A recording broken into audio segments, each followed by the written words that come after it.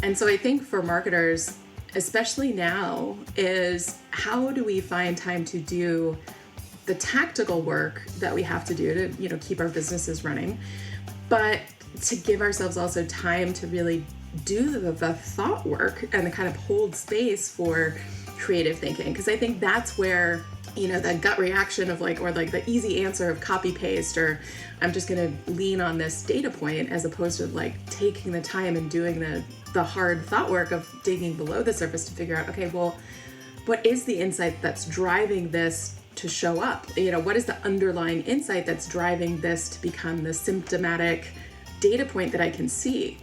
And if we don't give ourselves that time, if we're not holding that space, then it just doesn't get done.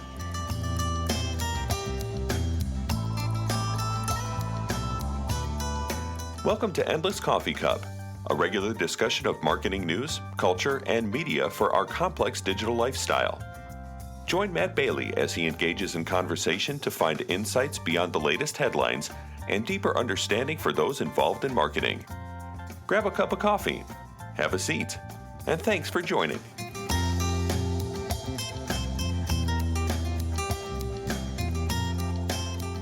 Well, hey, good afternoon, good morning, listener, wherever you might be. Welcome to another edition of the Endless Coffee Cup. And today, I've got another trainer with me, Mary Czarnecki. And Mary and I met, we were both trainers at a recent ANA, that's Association for National Advertisers event. And we were actually in competing rooms. And I wish they'd have stacked us, Mary, so that I could sit in on yours. You wanted to sit in on mine, and we ended up not being able to, we had to meet afterwards and kind of share information. But Mary, if you could take a few minutes and just introduce yourself to the audience. For sure. Well, thanks, Matt, for having me on today. I'm super excited about our chat. So for those of you guys listening that I haven't met before, I guess started my adventure in marketing about 20 years ago. Actually started out as a management consultant, switched over to the brand side at Johnson & Johnson for a bit, got to learn more about oral care and baby gas products than I ever thought I would want to, and ended up moving from there back over to, I guess you could say, the vendor side, but the platform side with WebMD. And so in my practice now, I kind of have blended all of those experience of being on the brand, being on the vendor side, being in the digital space. And I love working with my clients on a lot of what hopefully we're going to talk about today, which is, the customer journey and developing real insights, not just surface level data, but where does that data tell us where to dig? I love it. So data is one thing I think our listeners just can't get enough of. I mean, that's kind of near and dear to me. And then when you and I were talking, I think that was, we immediately went in that direction of,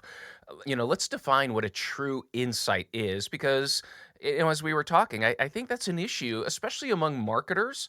And, when marketers make recommendations, what are they recommending? And what I think people don't know the structure of how to approach things. Exactly. Yeah. I mean, I think we were joking around at the conference afterwards about the most misused terms in marketing. Yes.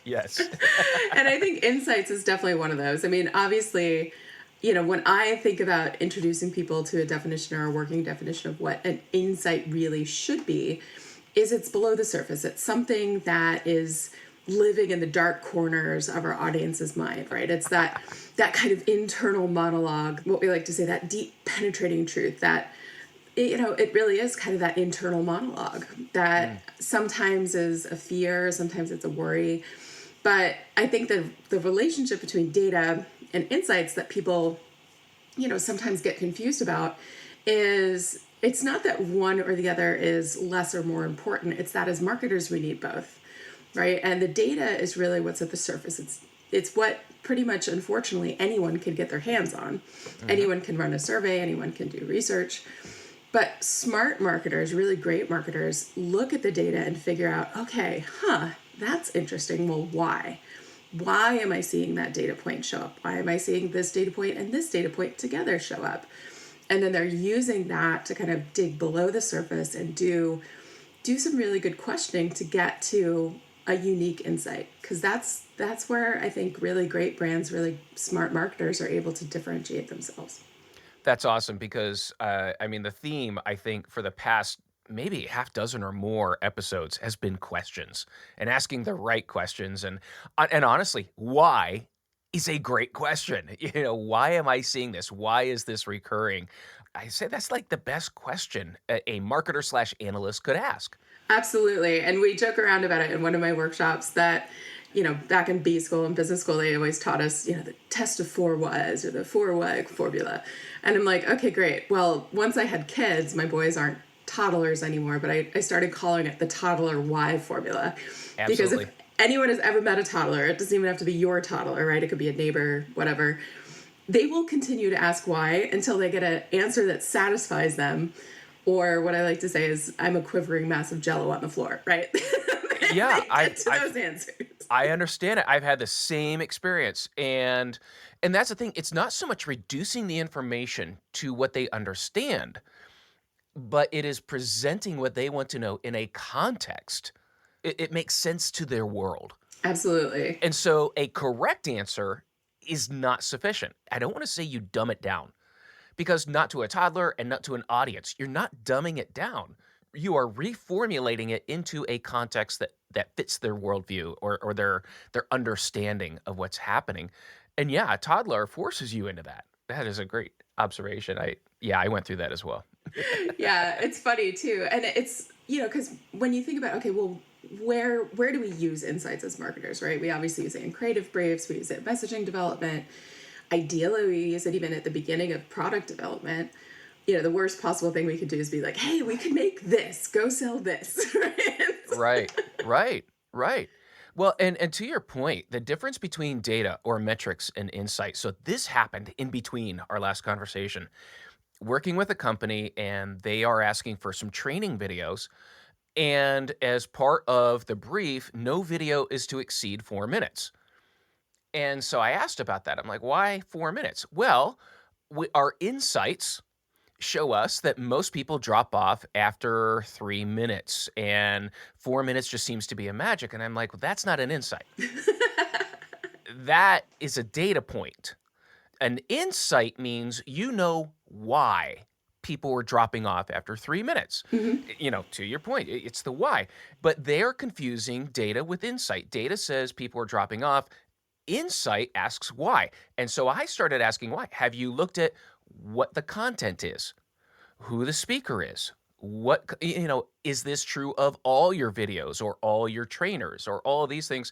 You could have just really boring content or really boring people presenting the content, and people are dropping off. Oh, yeah. I said, so unless you're connecting that data to a reason, and I have just seen this so much in analytics where we get that initial surface guess, especially in looking at like social media or other types of marketing.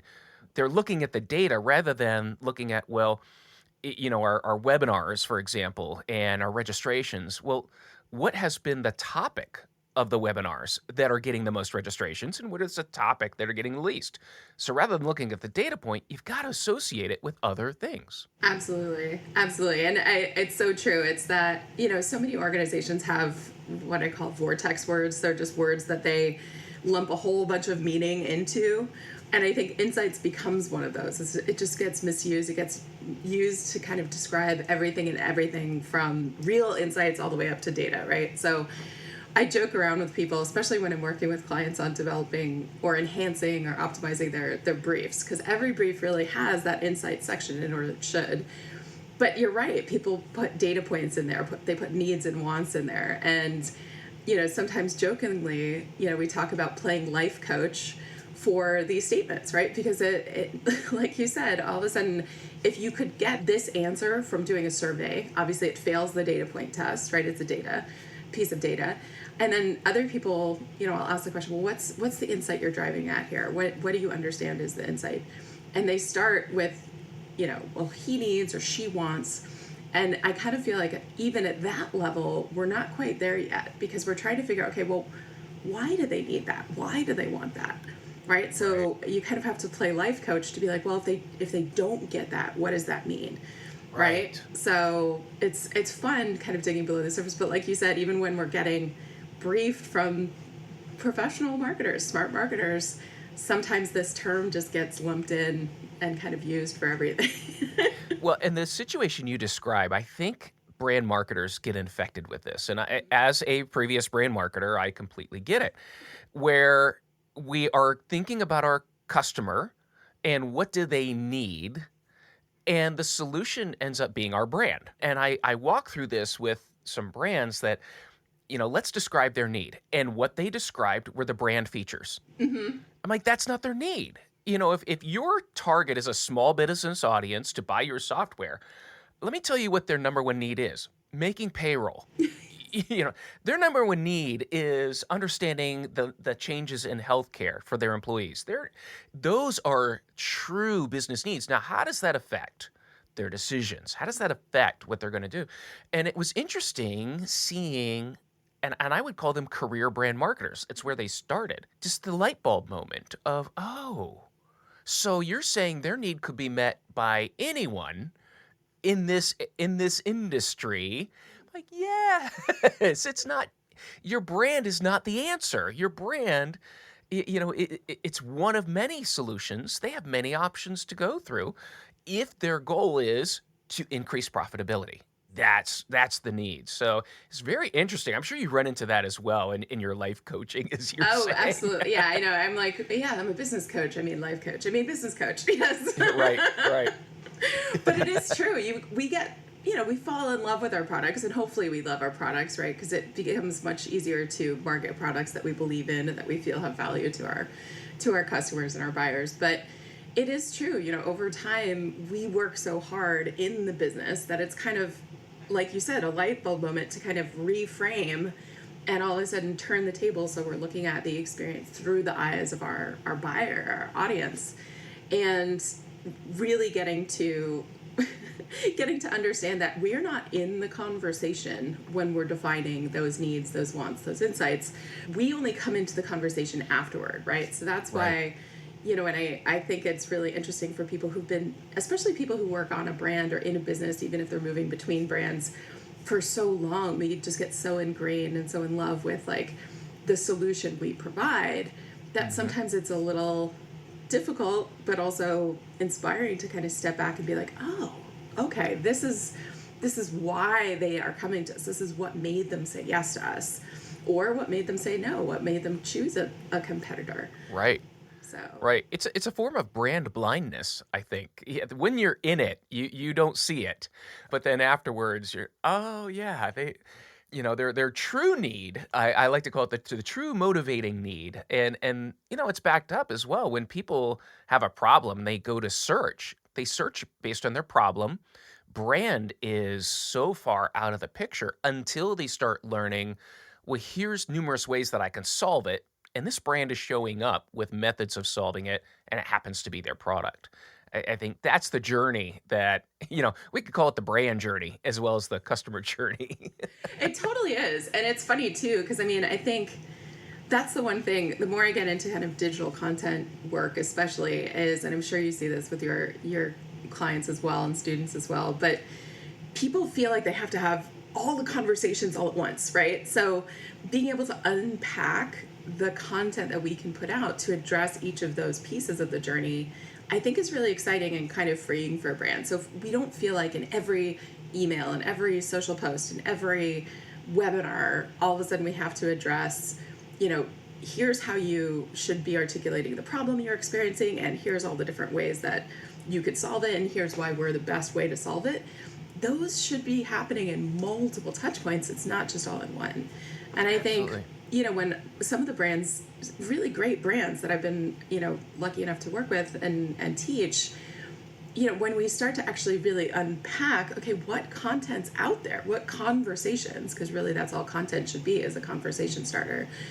What conversations are you having? When we start to break it down into those buckets of, here you're helping someone understand that they have a problem. Here you're helping someone understand that there are solutions, not even pitching yourself yet, but there are solutions to this problem. And then helping them understand that you're the best solution.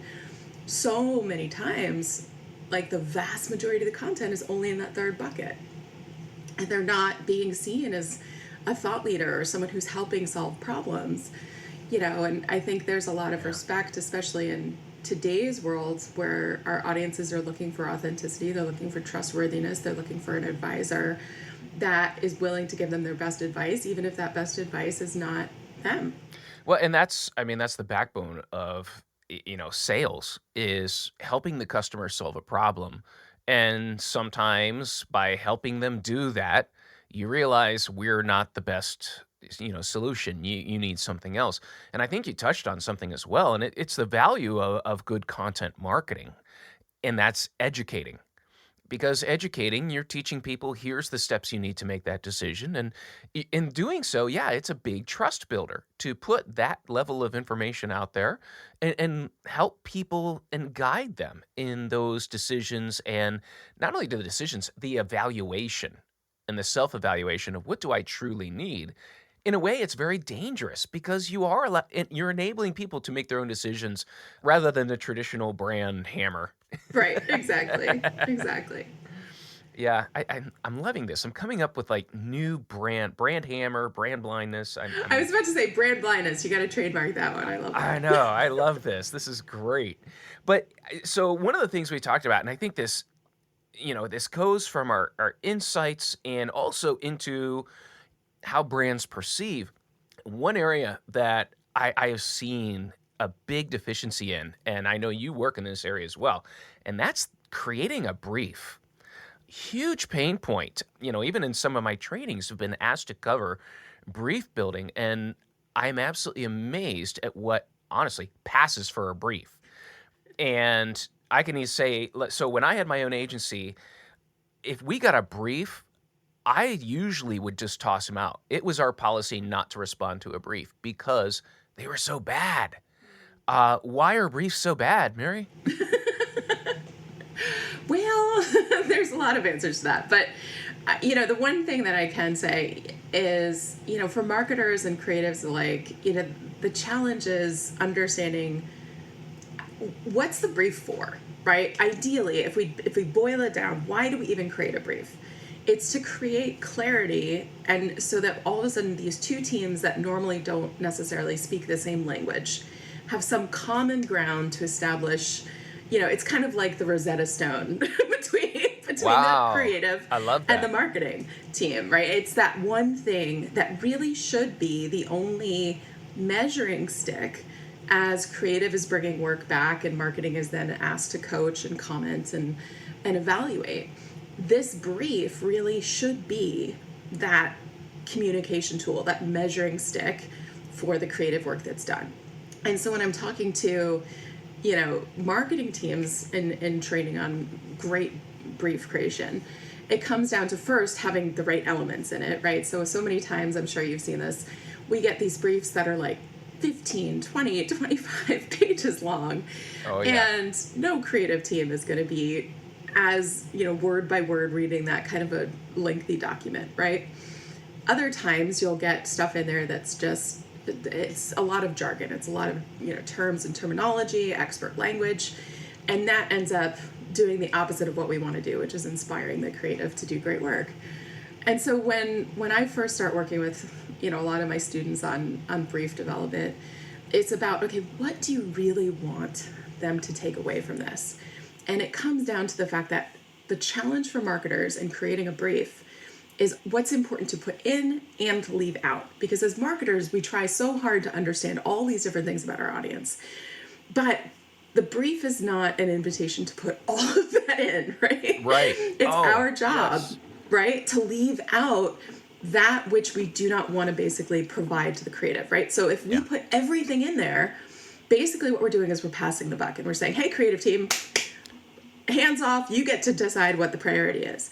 Which as a marketer, we need to take that responsibility, right? So we may have, and this is an interesting conversation I just had with a student the other day, a marketing team the other day, which was they have a really robust, fully loaded, you could say, target audience description in their, strategic arsenal.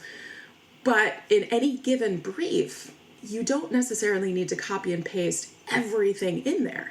Right. There's only a certain amount of that that's going to be relevant for any given brief based on what you want to come out of it. So for example, this target audience, we were talking about the persona that they wanted to brief on, was a female, well-educated, advanced, successful. In their fully loaded version of it, we knew her household income, we knew whether she had kids or not, we knew whether she had a partner or not, but we left that out of the brief because we didn't care about her partner or her kids in this execution we wanted to see. Right. That wasn't where we wanted to put the creative's focus. So even though it's in the arsenal, we don't want to put it into this brief because whatever we're putting in the brief needs to be thoughtful. It needs to basically be us as marketers giving the creatives to say, hey, anything I'm putting in here is fair game. And if we don't want it to be fair game, we don't put it in. Right. Yeah, I always saw briefs as it's similar to the computers. It's the garbage in, garbage out. That because the briefs I would get were just boilerplate. Oh, yeah. XY company that's been in business for 100 years and is a global solutions provider, which I don't get me started on that phrase. And going on and on. And I remember one of these briefs, there was a sentence towards the end that said, oh, and if you have any ideas about what we can do in mobile, we'd love to hear them. I'm like, that's not a brief. That's a conversation. So We're not yeah. going to schedule a working session on that. Yeah. So a brief is not a wish list either of what we want. It's a partnership. And I think when you don't do your homework on putting together the brief, you're not starting a good partnership. And like I said, it's that clarity. It's that this is what brings us together in agreement of we understand each other's roles. And if that doesn't happen, then it's just a recipe for disaster. Absolutely. Because, it really should be that measuring stick. Like every time there's a review, there should be a recitation or, this is the brief. We've all read it, right? This is what we're using to provide feedback. And when, like you said, if you have something like, if you have any ideas on mobile, you can't use it for that purpose. Right. Especially in this day and age when people are just running a mile a minute. We've got, more work than we have hours in the day. There is that trap, right? It's that sand trap of copy and paste, copy and paste, copy and paste. And I think that's a really serious mistake, is that we can't do that if we want to get great work out of our creative partners. So yeah, I was laughing, and you probably saw me laughing at that point, because I was getting ready to ask you, the question I was getting ready to ask you is like, what are marketers struggling with right now? What do you see? And you made the copy and paste comment, because in my analytics, I joke that marketers display amazing copy and paste skills when it comes to reporting analytics, but very little insights. And so, yeah, I'm like, that's one skill I think marketers don't need that much of, is copy and paste. We're marketers. We are supposed to develop, as you said, clear messages. And yet we get infected, I think, by so many things. And yeah, we end up copying, pasting, we using big flowery brand slogans or something like that. So back to my question. What are marketers dealing with, Mary? What are you seeing? Well, not like anything changed the past year and a half, but I have seen some things show up more often than I had previously seen. This idea of literally having more work than hours in the day. Everyone laughs because I'm one of those weirdos that's actually been working remotely since 2007. Mm-hmm. So this whole idea of, not walking the hallways and, going from Zoom meeting to Teams meeting to go to webinar right. all day long is kind of normal to me. So I'm a little strange that way. Mm-hmm. But I would say that, yeah, the having to just like act without having a lot of processing time, because, I know that it does take space, right? I used to laugh. I have a couple friends that are in kind of like woo world kind of jobs, energy and Reiki and chakra balancing and things like that. And they were always talking about holding space for their clients or holding space for the work that they do. And I never understood what that meant. And in this past year, it finally dawned on me what that meant, is that I need to hold space. I need to literally block time in my calendar for real thought work. I can't go from meeting to meeting to meeting and then assume that I'm going to be able to like do creative work or do creative thinking in the 15 minutes between one call ending and another call ending. And so I think for marketers, especially now, is how do we find time to do the tactical work that we have to do to, keep our businesses running, but to give ourselves also time to really do the thought work and kind of hold space for creative thinking. Because I think that's where, that gut reaction of or the easy answer of copy paste, or I'm just going to lean on this data point, as opposed to taking the time and doing the hard thought work of digging below the surface to figure out, okay, well, what is the insight that's driving this to show up? What is the underlying insight that's driving this to become the symptomatic data point that I can see? And if we don't give ourselves that time, if we're not holding that space, then it just doesn't get done. So I definitely say, time balancing, productivity, holding that space is definitely a challenge I'm seeing. Also, what I've been hearing, I haven't been seeing it as much because obviously I'm a trainer and coach, so I called in when people do see value in that. But I have been hearing from students and clients that organizations aren't spending as much as they used to on training, and kind of relying on their employees and their people to self-educate. And I think that's a big mistake on the part of organizations. I grew up in the world of brand management at Johnson & Johnson, and the one thing, after having left Johnson & Johnson and moved over and been able to get exposed to different company cultures, was how much I really underestimated the value of the training that they provided us.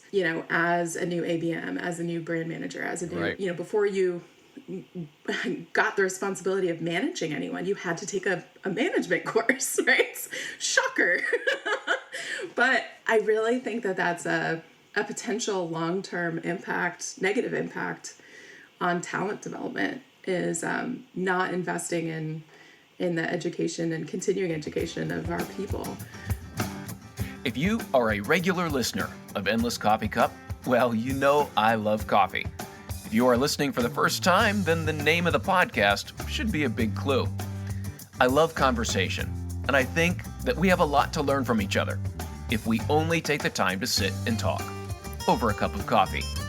Maybe we'll come to a resolution, maybe not, but at least we've learned from each other.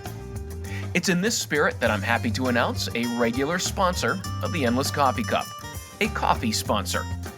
In Care of Coffee is a coffee company that is unique in the market. They are directly tied to the communities that produce coffee and ensure that the proceeds go to the coffee farmers, the local producers, and their communities. There are no middlemen or markups. The proceeds from the sales go directly to the communities that work so hard to bring us the enjoyment of a great cup of coffee. Go to incareofcoffee.com, follow the link in the notes, and use the code ENDLESS to get 10% off your order. Again, that's the discount code ENDLESS to get 10% off your order. I'm enjoying the whole bean Wewe Tenango coffee today. Please support our sponsor and know that your support goes directly to the farmers, producers, and communities that help power us here at the Endless Coffee Cup podcast. So I had a guest on a couple of times, Timoteo Osunubi, who big advocate of training and of legitimate education, institutional-based training, because he got caught up in that YouTube crowd. He got caught up in the make money, make it rich quick crowd. And, what he says is that, you can go to YouTube and learn, but it's not curated. It's not approved. It's not been filtered through an educational lens or anything like that, because anyone could say anything. And also, if you're in charge of your own learning, you're following your own bias. You're not being challenged. You're not having to defend what you believe. And so, yeah, I've seen that with a lot of companies just say, well, we've got YouTube and, we've got all these.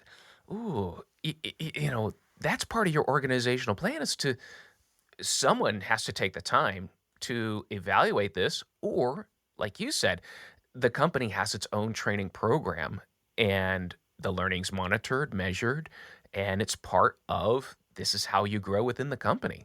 That's a big issue. I'm glad you brought that up. That is really, yeah. I haven't seen as much of that but the attitude is definitely out there. Yeah, and I completely agree. I mean, as as someone like you that creates educational content, it is funny when you look out there and people are like, "Oh, well, why would someone ever pay for, workshop with you, Mary? I could just Google it or I can get it on YouTube." I'm like, "Sure, but do you know it's vetted? Do you know it's in a format that like helps you get actual results?" And so yeah, I mean, that's I think the thing that if people are relying on YouTube for their continuing marketing education, their CME credit, so to speak. Right. Oh my goodness. Oh my goodness. Now, conversely, so and this is what this goes back to I talked about this earlier, where their metric was videos have drop off after 3 minutes. I'm like, like the average watch time on YouTube is 20 minutes. For a video. So I think it has a lot to do with the content and how it's being presented. And you can find great stuff on YouTube. And I think now, as educators, we can learn by seeing what people are doing on YouTube and how to translate that into more engaging content and more methods of engaging learners.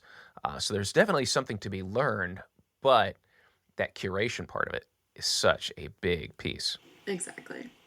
I want to go back to your keeping space. That is so fascinating because, like you, when I left corporate, left the agency world, started on my own thing and focusing on training, one of the most immediate things I had to deal with in working from home is I still felt like I had to work a 10-hour day. And moving through that, however, what I realized, and when I had my agency, yes, we had the pool table. We had, the ping pong. We had all the things that you're supposed to have. There's a reason why creative agencies have that. It's to give the employees the freedom to be in the space, but not be working. The goal of it is to have that reflection time. You need time to process and think without staring at a document or without, going through that. And also the ability to talk to people, have conversations. And so I've seen this in the tech industry where the lean towards having all the toys was very, very important. But the purpose of why the toys are there has become lost. And that is to encourage conversation and have reflection time. And that time to just think about it. I always said I came up with my best ideas like at the gym or mowing the grass, or because you're just thinking about processing what you've read, what you've learned, and that's where all of a sudden now the revelation hits. And so much of that is, I think, directly related to the culture of the company of, do you have the freedom to reflect, to ponder, to process, or are you going from meeting to meeting to meeting to meeting and you have no time to process, which then encourages the copy paste? Exactly. And so that's, I think, a big product of the culture of a company. And it's interesting because like all three things that you've listed, hours, the processing time, the self-education, it comes down to what's the culture of the company? What does it encourage of the people there and how they value them? I'm sure you see it in well as you're training. The culture of the company comes out very quickly Oh, very much. when you're training a group of, a specific company. And it has everything to do with the questions they ask, the time they spend, how much they turn their cameras on, It's true. those It's totally types of true. things. Yeah, I mean, cameras, it's funny you mentioned that because it's kind of this feeling of, you get this kind of, fear sounds scary, but it is this fear. It's a fear of kind of being judged. And it's interesting because I work with both large corporations, big brands, big marketing teams, but I also do a lot of my work with what I fondly refer to as my scrappy startups, right? My entrepreneurs, my solopreneurs. Nice. And it's fascinating because obviously some of them have had corporate careers and have moved into their own startups, but it is this very different attitude toward asking questions when you're still in corporate. And then some of these startups and entrepreneurs I've been working with, is the entrepreneurial philosophy is I have to ask questions because I need to know the answer and I need to know if I'm on the right track. And if I'm wrong, but let's move on. Whereas I do feel like, obviously depending on your own personal personality, but sometimes it can feel when you're in an organization, when you're an employee, oh gosh, if I ask the wrong question, am I going to get judged? Right? Or is that going to reflect badly on me? Yeah. And so I think that sometimes what I try to bring into, especially my workshops with bigger teams or corporate teams, is look, this is a no judgment zone, right? If you have questions, ask questions. If you want to, send it, blinded in the chat, just to me individually, fine. But I would rather have you ask the question and get the answer than just continue on. You know what I mean? Because I think that the organizations that I've seen the best work and the most progress over time, when, you have one workshop with them and then 6 months later you have a second workshop and you're like, oh, wow, you guys have done some really great stuff in the time you've had between. It's those cultures that are really rewarding people asking questions, because it's not about how many right answers you get, right? It's how many times you get the wrong answer so that you can get to the right answer eventually. So I think that is right on. I think that's a great point about, what culture are we instilling? And I think too, it comes down to, do the people even know what you stand for as an organization? So many times, I joke around with my friends who are website designers. They're like, oh my God, if I have to write one more about page or one more mission, vision, values page, I'm going to throw up. But, the idea is that the mission, vision, and values of your organization should be simple enough and meaningful enough that anyone in your organization should be able to say what they are. Right? Shocker. Well, say and explain. What does it mean to you? I mean, and understand that in anything we produce, it has to fit that. So it can't be a 6-paragrapher, and then I have to compare, does this post match our personality? Right. We should know that. And everyone in the organization should feel aligned to it. Because ideally, everyone in the organization, everyone at every level should be contributing to the organization achieving that vision or that mission. And if they can't see themselves in that, that's when you have, disenfranchisement. People don't understand why they're here, and they don't feel like they're valued, and they don't feel like, what they're creating has a purpose. So I think that's where you lose people. Absolutely. And it's interesting how kind of like post-pandemic, as we're coming out of this, that awareness, I think from people working at home and kind of some see the true colors of the company they're working for. Others have been absolutely amazed at look at what they've done. And so you've had some real polarity in how companies reacted and how they treated their workers. And so I think that awareness is really hitting now of, am I valued? I saw an article the other day, I think it was Facebook, that was planning to pay workers differently based on where they lived. And it was, are you kidding me? Not based on your performance, not based on your position, but where you live, because you're allowing remote workers. Wow, does the culture appear? And you see what happens in announcements like that or comments like that. That do they really value you? And it's really interesting working with marketers who know that their work is valued, who know that I'm contributing, as opposed to those who feel like they're just in a machine. Yeah, absolutely. And I mean, just to bring it back to the insights, right? I mean, we should be, as an organization or as business leaders, yes, focused on the insight of our end audience, but we have an internal audience, right? We have an internal talent base that we're supposed to also be understanding. Well, what's driving them? What's going to keep someone here? Because I mean, talent can move, and especially in this day and age, right? Oh, your best people are probably the ones that are most in demand. And if we want to keep the best, rewarding them for, asking the right questions, like you said, or being aligned and very clear on how what they're doing is adding to the goal of this organization's existence, I think is important to people. That's what they want to see. And, people can't rely, or organizations can't rely on this whole idea of, oh, well, we can't do that virtually. You could never build culture virtually. Yeah, we know that that's not true. Right? So, even in my little organization, in our company, we kick off every team meeting, every full team meeting with, look, this is why we're here. This is the mission we are here to execute on. And everyone in the team, everyone from, social media management to client relationships, everyone knows how what they're doing ladders up to that. So, right. Yeah, I can see that. It's the whole concept of culture is so prevalent. And once I became aware of it, especially in trainings and working with marketers, it becomes so much easier to spot within the first few minutes of where people are at. I can sometimes even in the introduction, something is said, and you're, oh, okay, I know what we're up against today, and it's just very, very interesting to see how that affects a team and their willingness to dig in and find the insights. And I've seen where people, they think they know something, but it's that confidence then of being able to share it with the rest of the team.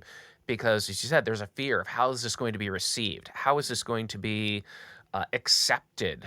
And one thing that I hear a lot is when they are reporting insights, and let's say they've gotten past the metrics, they're doing it right. They know the language. They know the metric. They got to the insight and they're presenting the insight. 9 times out of 10, what I hear is marketers have to defend the data rather than the discussion being about the insight. I'm sure you've heard that as well. Yeah, definitely. This whole idea of, well, what data did you use to start laddering down to the insight, and it's one of those things where it kind of makes me laugh a little bit because everyone's very protective of their data and, this is proprietary information. And, I would bet that, Unilever doesn't have any data that P&G, that J&J couldn't somehow get their hands on, right? So it's not that the data necessarily is where we should be focused, like you said, on the defense, right? Okay, yes, if we can validate the data, great. Okay, let's accept that and move on. Mm-hmm. But it's really about then, okay, we come up with these insight hypotheses, but then are we testing it, right? Are we feeding it back to the audience that we believe has this insight? Are we seeing those reactions? And when I mean reactions, I mean literally you should see someone jump. You should, if you feed them this, first person statement of what you think is going on in the dark corners of their mind, you should get that reaction where people are like, wait a second, are you listening to my Alexa? Because I literally was just thinking that. That's what we want to hear. Yes. Right? That's the validation that we should be asking for, not the validation of, did you get a large enough sample size in order to get, a big enough, So I think that sometimes, yeah, you're right on. we lose sight of what we should be validating. So probably my favorite culture story is I had a marketer tell me that they were responsible for like a 300 pixel width area of the homepage. Uh-huh. They were like, this is my responsibility, this little piece here. This is my world. This is what I do. And they ran an A/B test. Mm-hmm. And strangely enough, through the A/B test, they had a 250% incremental lift in sales from their A/B test. Presented this, and it presented that in the team meeting, and the manager, you know what his first question was? Who authorized the test? Like, I think you are in a company that has a culture problem. When I said asking more questions, that's not the question I was getting. Yes. So yeah, I think this. I hope, Mary, that this podcast is. This is what I mean. It's a conversation. So, we have an idea where we're going to go. And listener, this is exactly, the last time Mary and I talked was after the show, and just this is what I love about the podcast is it's like an after the show. We're sitting there in a comfortable bar, comfortable room, and just talking, and the conversation goes. And I think, Mary, this episode, I'm going to call it Therapy for Marketers. Yes. This is what marketers live with, and we're seeing it from that training standpoint.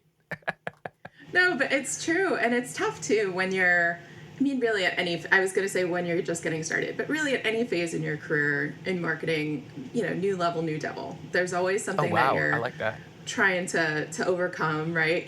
When you're just starting out, it's like, am I doing this right? How am I going to set myself up for success? Where do I find my mentors? Okay, now that you are a mentor and you're kind of mid-career, well, do I want to go to the top, or do I have other goals I want to achieve, or do I want to become a speaker, or write a book, or become an entrepreneur, or do I want to do both? And I think that especially now with people testing the waters and working remotely or working in a hybrid fashion, people have more questions than ever in terms of what's right for them, for their families, for their lifestyle that they want to live. And the exciting thing about marketers is I think we've all had enough experience with everything from psychology to sales to digital communications that marketers have options. And I think it's exciting, but also challenging at the same time. Absolutely. Absolutely. So I want to back into our, getting into some customer insight. And let's keep our therapy theme here.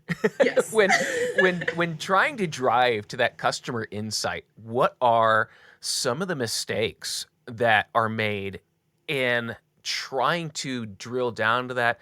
I'm not going to color your opinion, but I would like to know, like, from your perspective, what are some of the mistakes that prevent a good customer insight? I think we alluded to it previously, which was to bring the brand or the solution into the conversation too early, right? We are not in this conversation yet. When we're really defining the insight, we're not part of that conversation yet. So we kind of have to set aside being too smart a marketer and kind of thinking ahead to, okay, well, how are we going to address that insight? So really taking us out of that conversation is number one. And then number two, asking enough whys, right? You were saying, like, we were joking around about the test of 4 whys, or the toddler why formula, is that, okay, if we're starting from a data point that's making us curious, that's, well, why are we seeing that? What is driving that behavior? What is driving that, symptom that I'm being able to see and track? And getting below that, and then more often than not, getting our language out of it. So as marketers, we use these vortex words. I joke around about vortex words all the time, but they're just like these black holes that all of this meaning falls into. And I've been working with a lot of different beauty brands recently, and confidence is one of those vortex words in the beauty industry, right? Right. And my challenge is, okay, well, as you're digging into this, and you say, okay, well, she wants to feel confident. If I ask you, well, first of all, you're saying it's a want or a need, and insight's below that, right? So we got to play life coach, we get below the need or the want. Why does she have that need? Why does she want to feel that way? But even before that, we need to unpack that word of confidence, right? So is this the confidence, speaking as a beauty brand, like, is this the confidence to walk into a room and have every eye on her and like all of a sudden look gorgeous to everyone else? Or is this the kind of confidence to be like, you know what? Pardon my language, but screw everyone else. I love my body. I love my wrinkles. I love my stretch marks, and I am whoever I am. Like, those are two very different kinds of confidence. Yeah. So Wow. What do you mean by confidence? And and what's the underlying thing under that? So I think that's one of the biggest traps is, number one, involving your solution in it. Number two, not getting deep enough, staying at that need or want level. Number three, staying at a level where you're just talking with your words, right? Not their words. Well, they're not necessarily even saying confidence, but they're Right. saying something else. What are they saying? And then getting to that deeper insight when you're articulating it literally like they're saying it in the dark corners of their mind. That's very good, and I hesitate to use the word insightful.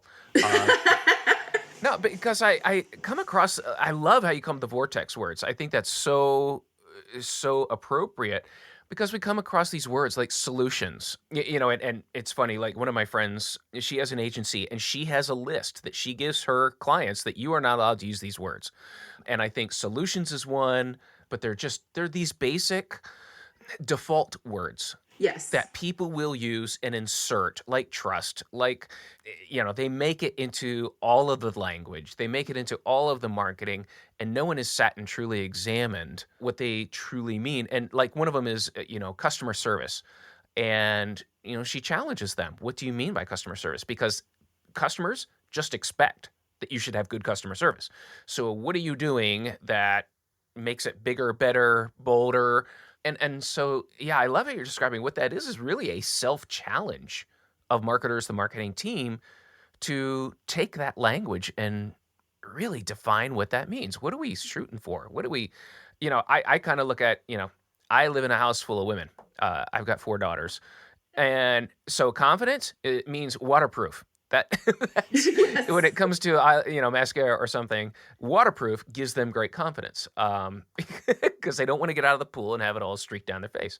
I love that, because it means something different to different people.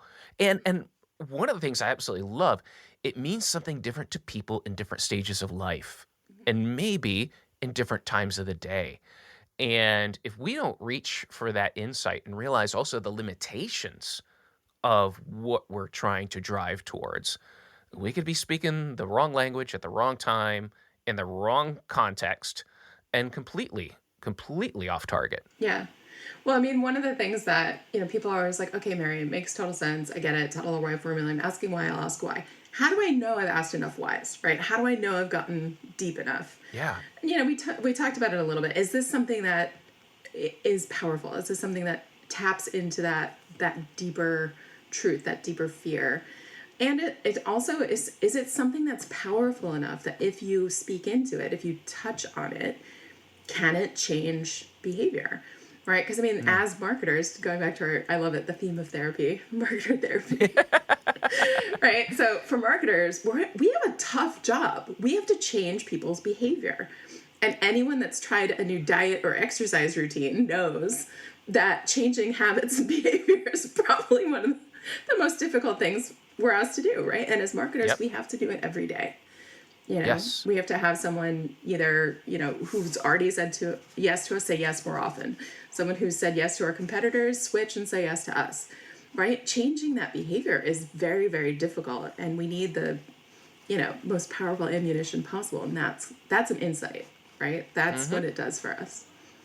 Well, I like how you bottom lined it. I mean, that ultimately, yeah, the changing of behavior. And in order to get there, we have to go through beliefs, we have to go through attitudes, we have to go through values and address each of those things in order to build the trust, in order to build the credibility that we're an option and we're a good option. Please, please use us. But yeah, it requires so many of those steps to make that happen. And that's where I love the move from the demographic into the behavioral or into the psychographic. Because like you said, it's the questionnaire, we get the data, and well, now we've got to check the data against the attitudes. So now we're going and we're asking different open-ended questions to look at, are they confirming what we think is happening from the data, or are they disagreeing with our conclusions? And so now we've got the open-ended, we're getting those attitudes, we're getting those, I like to call them the real life answers that kind of smack you upside the face that, oh, I had this assumption and yeah, why was I wrong? Uh, Now you go back and reformulate, and then you send out another questionnaire to make sure, now do we have it right? And it's that constant growth of working with audiences in order to really understand why do they make the decisions that they do? What are those factors? And hopefully, I mean, we as marketers, we should find that fascinating. So Oh, absolutely. I think like one of my favorite commercials, this was a couple years ago. It was a young man who he's with his friends and this girl walks by and he's like, I'm never getting married. And then a few years, and then it fast forwards and he's married and we're never having kids. And then they have kids. And then he sees a minivan. He's like, we're never buying a minivan. And the next stage, they've got the minivan. But at the end, and he's like, I never want this to change. And I thought it was just so fascinating because as marketers, our target audiences are dynamic. They're constantly changing. And as they change, I love this because it was it was an ad showing us how attitudes change, values change over time. And especially for that 20 to 40 group, they change almost, it could change every 18 oh months. yeah, absolutely. So how does that fit when you're developing like a customer journey? How does that fit? Do we go more broad to try and catch people where they are, or do we try to include some of that detail? It's a great question. I think, what I challenge folks to do is to think about, for any given target segment, we want to follow what I termed my 2M rule, right? It has to be narrow enough to be meaningful, but it also has to be broad enough to matter. So if we're following the 2M rule, basically, it has to be narrow enough to actually have meaning. Like you said, we're including enough detail and we're making it broad enough to matter, to be worthwhile going after, right? We're not going after everyone who lives on Ocean Avenue who drives a Subaru with red hair, right? That would be like 2 people, right? So we're not going after that many, that small of an audience. Right. We don't want to be losing that impact, right? And this kind of goes back to the insights, which is we can't develop a truly powerful insight for too broad of a segment, because then we're losing it. Then it becomes diluted. So if we have a meaningfully narrow audience target that we can identify, therefore, a powerful insight for, then I do think it does change over time. Like you said, our target audience may evolve. And I think this is one, talking about data and marketing technology and sharing data across an organization, this is one opportunity that I could see organizations that have a portfolio of brands take better advantage of, which is as our audiences move potentially from one brand in our portfolio to another, sharing that information somehow is really valuable. So as someone's moving from, the single young guy into the married, into the father, into the, how do we want to see their journey, not just with a single brand in our organization, but how do we see them staying with our portfolio over time? Right. So there's actually a great ad. It's a little bit older now, but it's the Mazda Miata relaunch TV commercial where it's a guy who basically, they tell his story about him, having this little roadster as a teenager and went off to college, and then he got married and moved up to the mid-size and moved up to the minivan. And now, at the end of the commercial, it's basically like he's an empty nester again. And I think the line goes something like, and now something new in the garage. So he gets his roadster back, right? So that's great. It's kind of cool. That's great.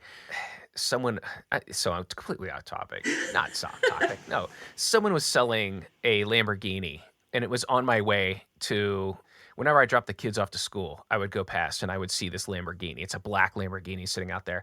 And I'm just like, as a child of the 80s, growing up watching Miami Vice, like the Lamborghini was the thing. And of course my wife is like, really?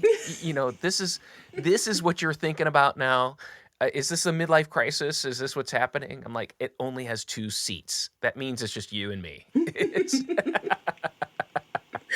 of appealing. But yeah, it's funny how your values change, and I love it. Mary, you have come up with like some great like mnemonics. I could tell you're in training because you've got the mnemonics, you've got the concepts. I love it. The meaningful and matter, the vortex words. Fantastic. Thanks. Thank you so much for making the time to be on the podcast today. I really appreciate it, Mary. Absolutely. Thanks for creating such a great show. And I do appreciate the way you approach your work, right? It's about a conversation. It's about unpacking some of these things. And I totally believe in therapy for marketers. It's great.